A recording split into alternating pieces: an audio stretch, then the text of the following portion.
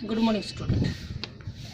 हमने कल 3 मिट्टियों के बारे में पढ़ा था पिछले लेक्चर में। जलोढ़ मिट्टी के बारे में, काली मिट्टी के बारे में और लाल और पीली मिट्टी के बारे में।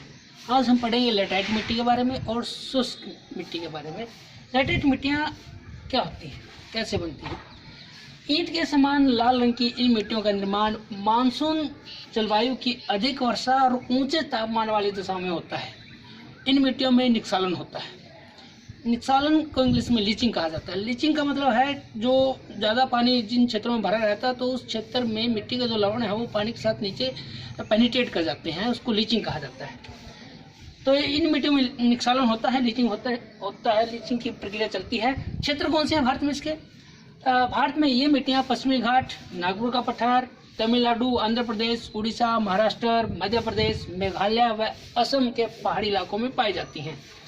ये मिट्टियाँ भारत के 1.2 लाख वर्ग किलोमीटर के क्षेत्र पर फैली हुई हैं। इनकी विशेषताएं क्या हैं? इन मिट्टियों में नाइट्रोजन, फास्फोरस और जैव पदार्थों की कमी पाई जाती है। चूना और मैग्नीशियम की भी कमी पाई जाती है। कहीं कहीं ये मिट्टियाँ कंकरीली और छिद्रयुक्त भी होती हैं। तीसरी विशेषता, इन मिट्टियों में एल्यूमिनियम और लोहे के ऑक्साइड की अधिकता की वजह से लाल भूरा रंग होता है इनका। चौथी विशेषता, इस कृषि के लिए उपयुक्त नहीं होती। क्यों नहीं होती? फिर भी लेकिन कृषि के लिए तो ज़्यादा उन्नत नहीं है, लेकिन चारागाहों के लिए और झाड़ीनुमा जो वन है उनके लिए अनुकूल मानी जाती है। ऐसा नहीं है कि कोई किसी प्रकार की कृषि लेटराइट मिट्टी में नहीं हो पाती। इनमें उर्वरकों के प्रयोग के साथ कॉफी, रबड़, काजू जैसी फसलें भी ली जाती हैं। 1 नंबर का प्रश्न आता है, काजू की फसल किस प्रकार की मिट्टी में ली जाती है? वो लेटराइट प्रकार की जो मिट्टियाँ हैं, लेटराइट मिट्टियों में काजू की फसलें ली जाती हैं। 1 नंबर का बड़ा इंपॉर्टेंट प्रश्न ये पूछा जाता है कॉम्पिटिटिव एग्जामों में। छठा, भवन निर्माण के लिए इन मिट्टियों में खूब प्रयोग किया जाता है इन मिट्टियों का। 7वीं विशेषता, ऊंचे भागों में ये कम गहरी, कंकरीली तथा कम उपजाऊ होती हैं। जैसे काली मिट्टियाँ हैं ऊपरी क्षेत्रों में कम उपजाऊ होती हैं, निचले मैदानी इलाकों में अधिक उपजाऊ होती हैं। ये भी ऊपरी क्षेत्रों में कंकरीली और कम उपजाऊ मिट्टियाँ होती हैं। आगे 5वां है शुष्क मिट्टियाँ, ड्राई सॉइल्स। शुष्क और उष्ण जलवायु में चट्टानों के भौतिक अपक्षय के फलस्वरूप रेत का निर्माण होता है। भौतिक अपक्षय होता है, रासायनिक अपक्षय पहले भी बात की थी हमने। भौतिक अपक्षय में चट्टानें बलकृत क्रियाओं द्वारा टूट जाती हैं और अपने स्थान पर जब ये क्रिया होती है तो उसको भौतिक अपक्षय कहा जाता है। इसमें चट्टानों की रासायनिक संरचना में कोई तब्दीली नहीं आती, वो तब्दीली आती है रासायनिक संरचना में। तो भौतिक अपक्षय के फलस्वरूप रेत का निर्माण होता है। शुष्क और उष्ण जलवायु वाली दशाओं में पवनों द्वारा इस रेत के परिवहन और अनंतर निक्षेपण के उपरांत इन मिट्टियों का निर्माण होता है। क्षेत्र कौन से हैं इसके?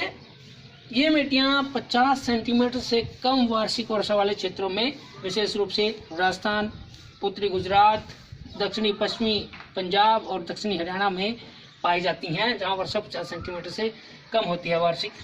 ये भारत के 1.42 लाख वर्ग किलोमीटर के क्षेत्र में फैली हुई हैं। क्या विशेषताएं हैं ड्राई सॉइल्स की? इन मिट्टियों का रंग लाल और भूरा होता है, क्योंकि सबसे पहले हमने कहा था कि मिट्टियों को जनन, रंग और अवस्थिति के आधार पर कई प्रकारों में बांटा जाता है। तो रंग भी इनका इंपॉर्टेंट है, ये विशेष समझ देना होता है। दूसरा, इन मिट्टियों में खनिज लवण अधिक मात्रा में पाए जाते हैं। तीसरी विशेषता, तीव्र वाष्पीकरण से इन मिट्टियों में नाइट्रोजन व जैव पदार्थों की भारी कमी पाई जाती है।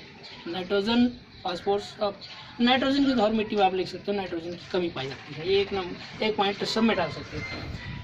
चौथा, तीव्र वाष्पीकरण से इन मिट्टियों में 5वीं विशेषता, कुछ क्षेत्रों में नमक की मात्रा इतनी अधिक होती है कि झीलों से जो जल है उसको वाष्पीकृत करके नमक भी बनाया जाता है। 6ठी विशेषता, सिंचाई की सुविधा होने पर ये मिट्टियाँ उपजाऊ बन जाती हैं। तब इनमें गेहूं, ज्वार, बाजरा, चना आदि और सब्जियां की जो फसलें हैं वो ली जा सकती हैं। 7वां, इनमें ह्यूमस की भी भारी कमी पाई जाती है। मिट्टियां पढ़ ली हमने, क्या होती है मिट्टी? भूपृष्ठ की सबसे ऊपरी परत जो पेड़ पौधों के उगने बढ़ने के लिए उन्हें जीवांश, खनिजांश और नमी प्रदान करती है, उसको मिट्टी कहा जाता है, सोल कहा जाता है। मिट्टी का वर्गीकरण पढ़ लिया हमने, जलोढ़ मिट्टी, काली मिट्टी, लाल और पीली मिट्टी, लेटराइट मिट्टी और ड्राई सॉइल्स, 5 प्रकार की मिट्टियों का ये हमने वर्गीकरण भारत में पढ़ा। आगे पढ़ेंगे कि मृदा अपरदन क्या है, मिट्टी का कटाव क्या है और उसके क्या कारण है, कैसे इसकी रोकथाम की जा सके। बहुत ज़्यादा इंपॉर्टेंट प्रश्न है, अक्सर 5 नंबर में पूछा जाता है। मैं मृदा अपरदन क्या होता है वो सिंपली मैं आज बात करूँगा इसके बारे में। सॉइल इरोजन क्या होता है, मृदा अपरदन भूपृष्ठ की जो ऊपरी परत है उसका जल के द्वारा बह जाना, एक स्थान से दूसरे स्थान पर चले जाना, या हवा के द्वारा उसका एक स्थान से दूसरे स्थान पर चले जाना मृदा अपरदन कहलाता है। सिंपल शब्दों में ये हो सकता है अधिक वर्षा की वजह से, क्योंकि पानी जब ज़्यादा बहता तो ऊपरी जो मृदा है उसका कटाव हो जाता है, वर्षा की वजह से हो सकते हैं, या अपरदन के जो दूसरे कारक हैं नदियों द्वारा हो सकता है, समुद्री तरंगों द्वारा हो सकता है, हिमानियाँ भी कई बार अपरदन करती हैं, अपने साथ वो सेल मलबे को उठा ले आती हैं। तो मृदा अपरदन हम कल डिटेल में पढ़ेंगे, मृदा अपरदन उसके कारण क्या है, मृदा अपरदन के कारण क्या हैं और कैसे इसको बचाया जा सके। थैंक यू, आज के लिए इतना ही।